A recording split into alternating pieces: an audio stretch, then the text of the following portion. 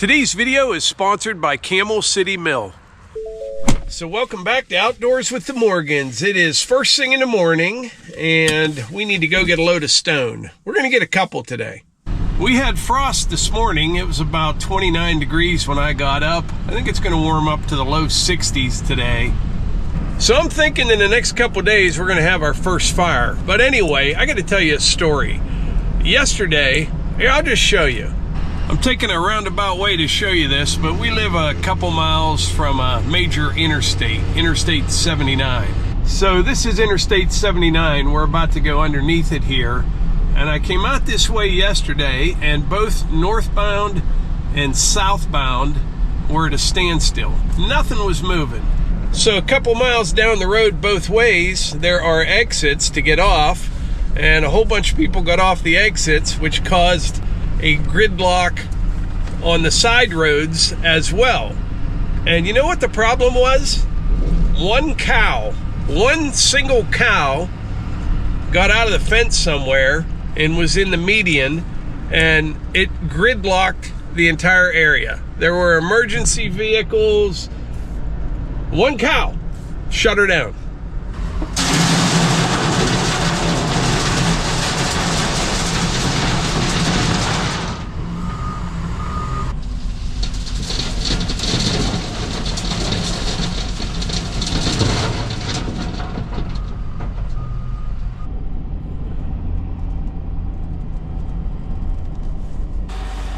All right, we're gonna take a walk out here, see what it looks like, if we have any puddles or anything that needs cleaned up first. I was gonna use geotextile on this road, but I don't need to. It's good and solid. I'm just gonna skin it off a little bit with the skid loader, and then I'll dump my stone out there. Yeah, this just needs touched up a little bit.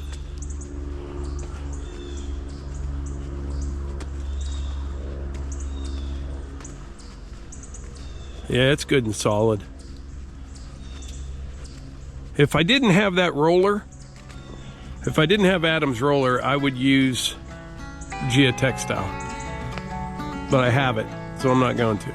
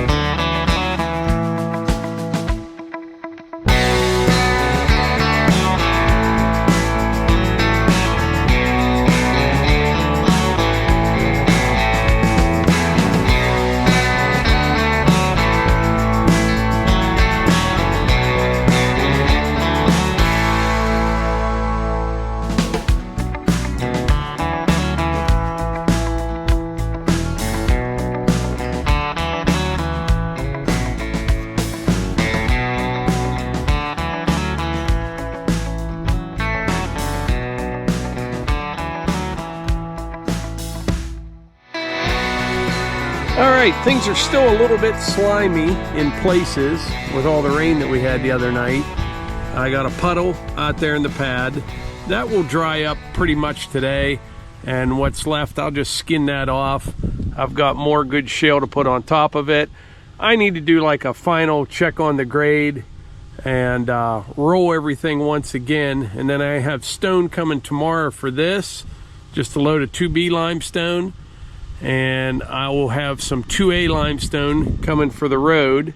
I'm gonna go get another load of number 3s. I didn't need a whole triaxle load.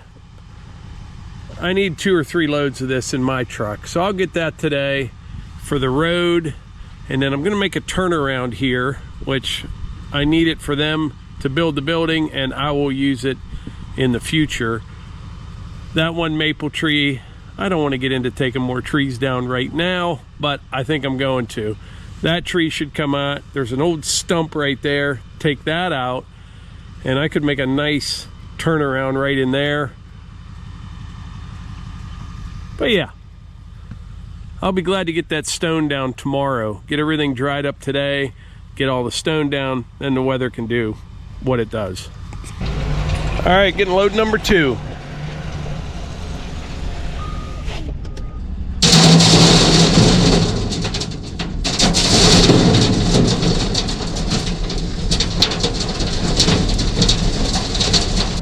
So I was talking to the guys in the scale house there at the stone yard and got the rest of the story on the cow that gridlocked traffic yesterday.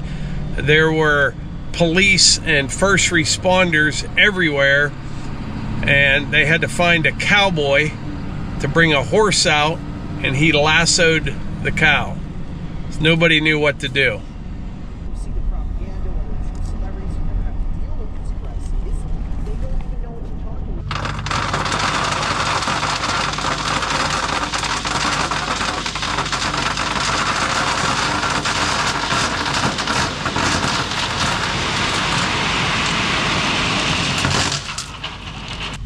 All right, I knew I saw some river rock in there. That won't hurt anything. I'll put this load down first on the road, roll it in, kind of pound that stuff down in. But that's 11 ton right there. Each load was about 5.5 tons on the F600. And by the way, I just love this truck. I do. The turning radius on it is incredible. You can just wheel this thing around. It's like driving the little Subaru. I'm telling you, you can get it in anywhere. All right, so right now I need to head over to the house, and I have to run out for a little bit. I got to go to a meeting, and while I'm doing that, we'll let the sun do its job and dry this out a little bit better. And then when I come back, we'll put this number 3 rock down, roll it, get the pad on grade, and get ready for a couple triaxle loads of stone tomorrow.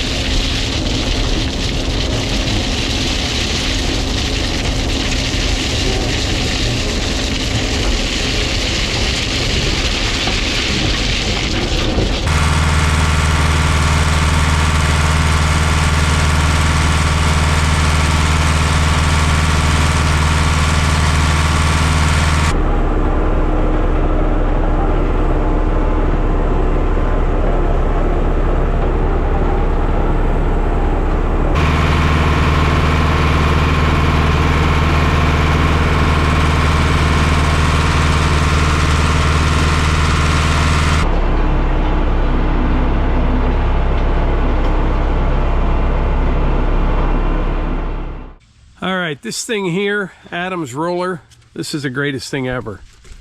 That went pretty well. It would have went a lot faster had I not had those big chunks of river rock mixed in there. There were probably 30 or 40 pieces. I picked most of them out, but what was happening when I was spreading the stone, you'd go over top of one of them and kind of bounce you around, and you'd dump out more than what you wanted, and it was just kind of a pain. But I got most of them out of there.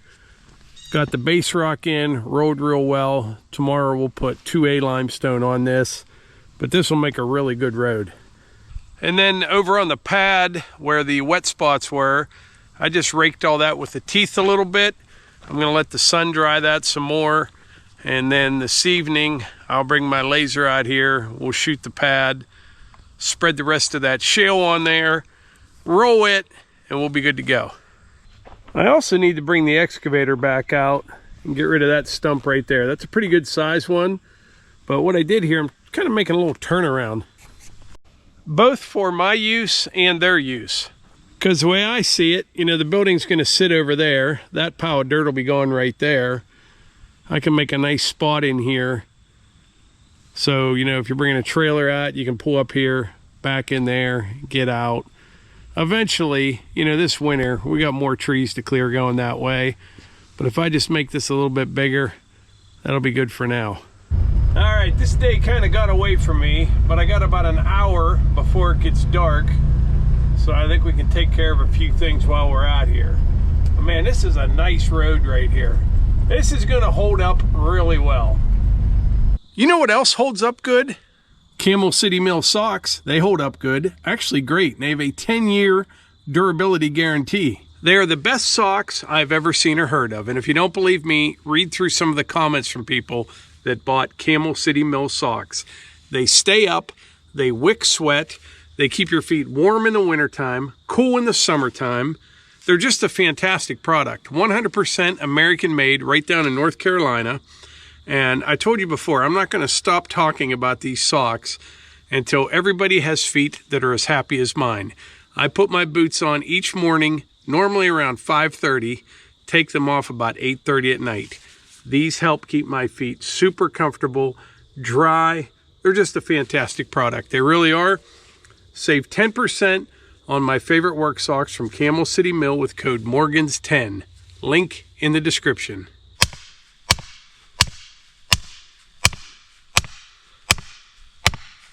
Oak stakes right there. That's a quality stake. It's actually a sticker that I use for drying lumber, but I use them for stakes as well. So I just laid out the building. This isn't exactly where it's going to go. I knew it was going to be tight, a little bit tighter than what I'd like. I think I'm going to shift the whole thing down that way about 4 feet, but it's a big building, 46 by 64. So that makes the diagonals about 78 feet, 10 inches. Yeah, but I'll tell you why it's tight. I got this little maple tree right here about 8 feet away from the corner of the building. Although, like I said, I'm going to shift this all down about 4 feet. Still way too close. I'd like to keep that white oak for as long as I could. I don't know why. I like white oaks. But I'll definitely take that one down before they get here. But yeah, I think what I'll do here before it gets dark, I still have this puddle in the middle of the pad. It did not dry up as much as I thought it would, so we need to take care of that. I'm going to get into that pile there behind me and get into some dry stuff and mix it with this. Obviously, this needs to come up some. And I think if I mix some of that dry dirt with this, it'll kind of work like Bounty, a quicker picker-upper. It will absorb that water, and then I'm not going to roll it tonight. I'll just kind of fluff everything up, and then first thing tomorrow morning, we'll cut final grade, roll it, and then we'll stone it with 2B limestone.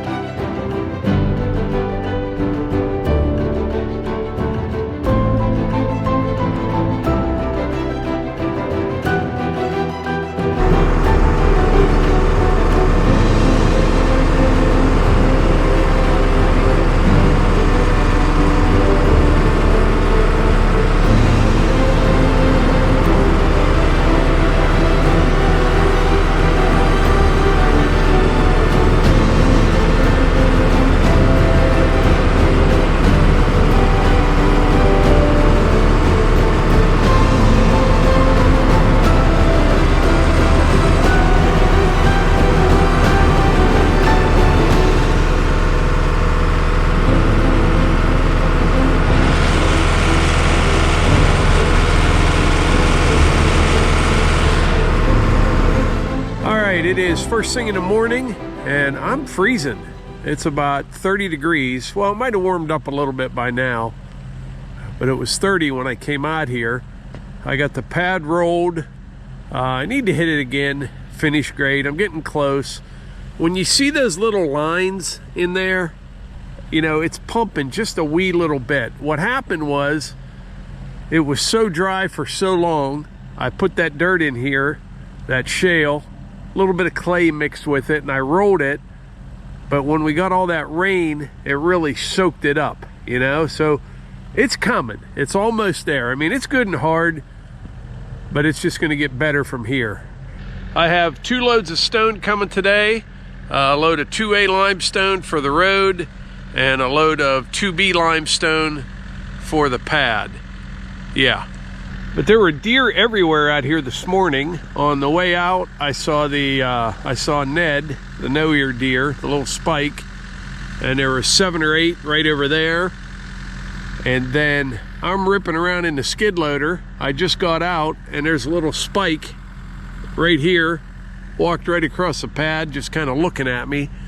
And then the whole time I've been out here, I've been seeing them just off in the distance, kind of wandering around. But anyway, I'll report back when we get some stone.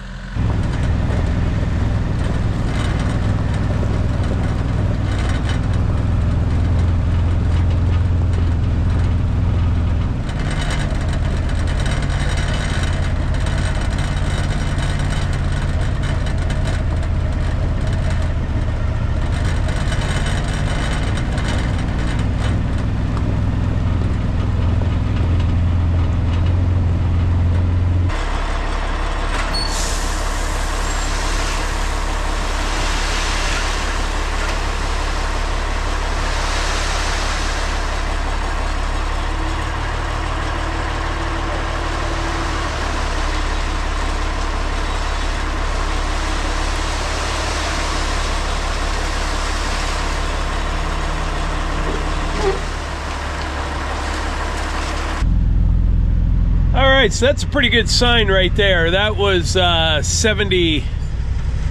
almost 73,000 pounds on the pad right here. But that's the load of 2A limestone. That'll be for the road. And I got a load of 2B coming here, probably in an hour and a half or so. We'll see. Same with this road here. Not a mark on it. All right, just got the call. Load number 2 will be here in, he's here now.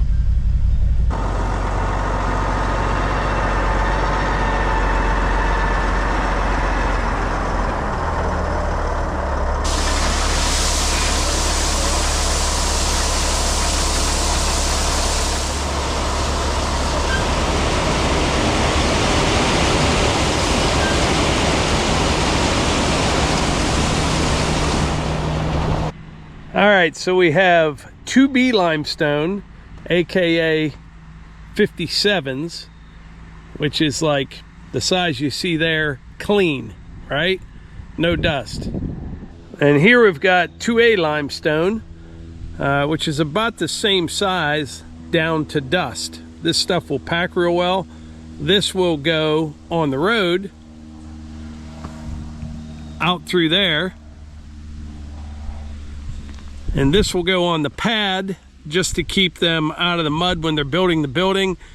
And once they're done, I'll grade everything up and we'll put more of this down underneath the concrete because we're going to pour a slab on this pad. Oh, and by the way, don't ever put, well, I shouldn't say that. You can do whatever you want. I would not recommend putting limestone like this on your driveway. I mean, there's some situations that you would still want to use it, but in most cases you don't want to use this, especially if you're like going up a grade, because it's going to move on you. You know, your tires are going to spin, even on driveways that are flat. Eventually this stuff kind of works its way to the sides and to the center. It'll roll around on you a little bit, you know, whereas this stuff here will pack in tight and stay in place. Like this road from here all the way back to the house, actually all the way to the main road, that's a long way out there. It's number 3 rock, like you see here, and then 2A limestone on top of it. And from here all the way out, there's not a mark on this road. You know, no ruts, no holes, no anything. And I haven't done a thing with this road. You know, I just did this recently, but from here to the house was done last year. I haven't had to touch it. Solid as can be.